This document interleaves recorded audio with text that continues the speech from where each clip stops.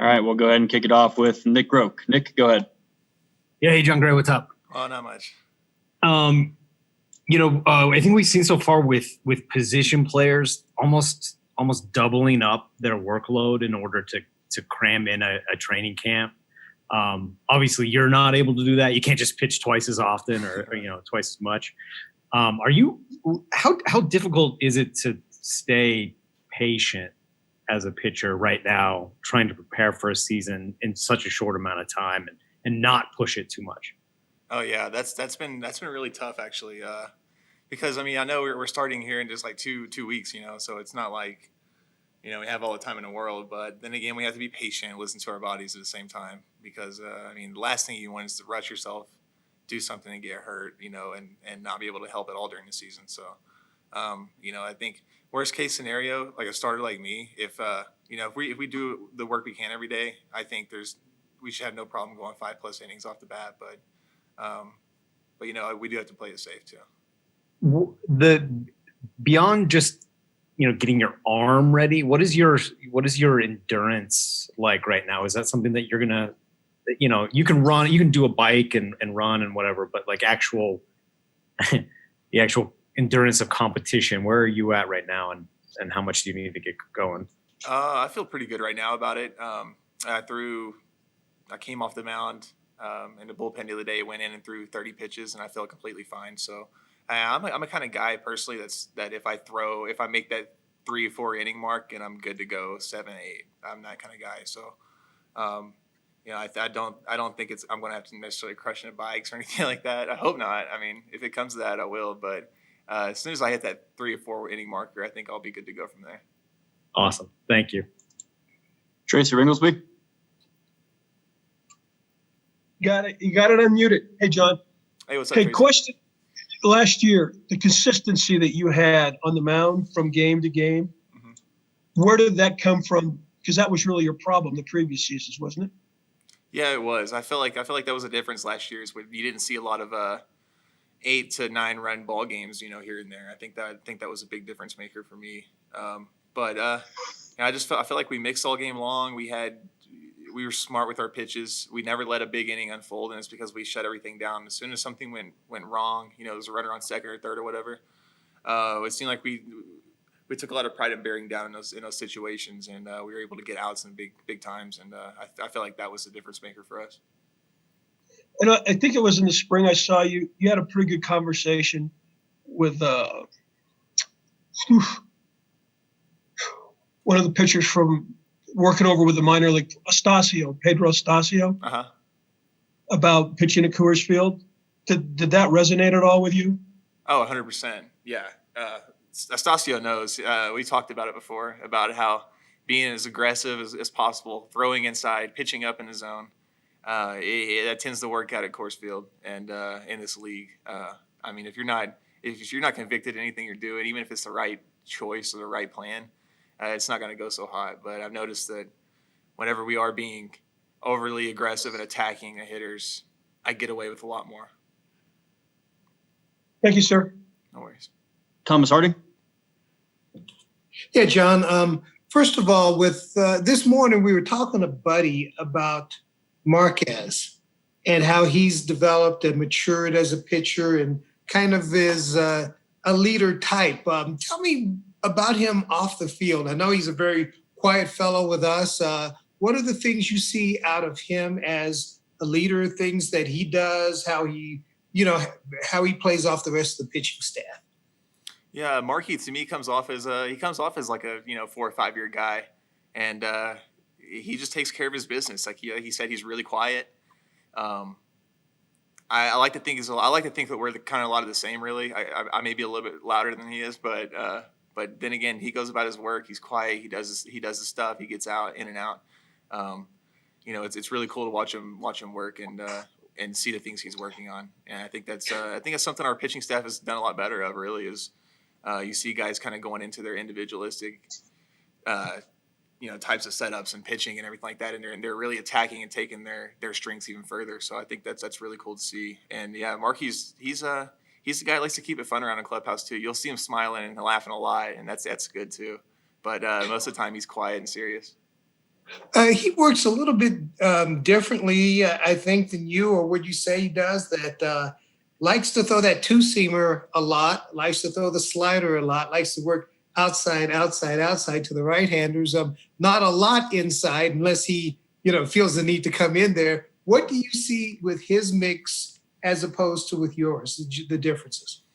It's very similar. It's very similar. We have a lot of the same attack areas, and Marky's got one of the best curveballs I've ever seen. So it's really tough to hit when he's throwing it off of the 98-mile-an-hour plane. But it's man, he's just got a lot of stuff, overpowering stuff that not a lot can go wrong with it.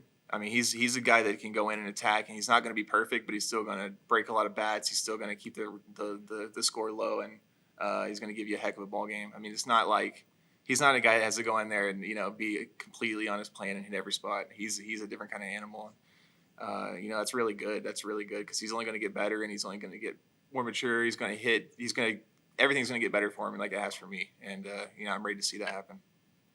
And how big is the changeup, developing that for the both of you? Oh, it's great. I think that's my biggest stat this year is probably my changeup, or at least over this break. I feel like it's come a long ways. Mark, I really like Marquez's changeup, and I've seen how he uses it to lefties and righties, and that's something I want to incorporate too. I want something to kind of get my lefties off my slider. So if I can get that changeup working in the other direction, we're going to be in business. But that's been the main goal, man, is working on that, and it's a huge tool for power pitchers too. Thank you. Patrick Saunders, go ahead. Hi, Gray Wolf. How are you? Oh, great. How are you? I'm good. I'm surprised Thomas didn't howl at you. Yeah. Hey, there we go. Two-part question for you. One, how much weight, if that's the right word, is on the shoulders of this starting rotation in a 60-game season? Second part of it, how much better do you think the rotation as it is now? We know the four starters for now. How much better can you guys be than you were a year ago?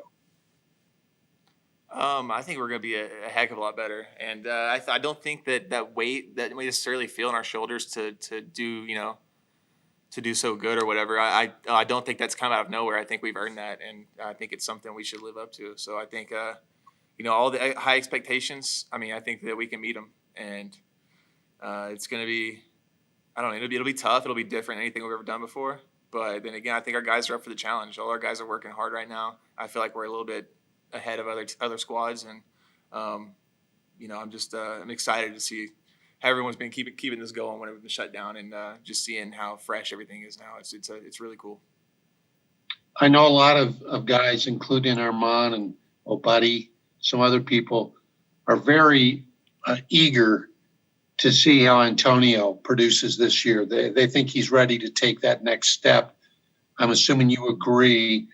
What have you seen from Sensa that leads you to believe that, you know what, he can take that next step and become a consistent big league pitcher for you guys?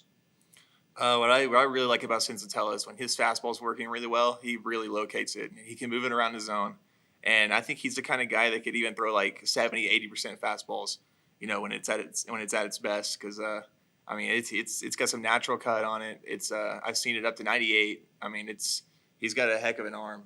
And I mean, I think it's just however well his secondaries develop is how good he's going to get. And the sky's the limit with him. Really, he's easy to work with. There's not a whole lot going on. He's just a big, strong guy, and he's got a good fastball, but. He locates too. I think it's something good going for him. Cool. Thank you, John. No worries. Ron Mackey, go ahead. Yeah, hey, John, we talked to you in spring, and I know you were excited to get back on the diamond then, but the fact that you have had to wait, the future has been so much in question. Does it make you even more fired up to get out there and play these 60 games now than even when we talked in March? Yeah, it is. It seems more realistic right now that we're in camp and, we're in that.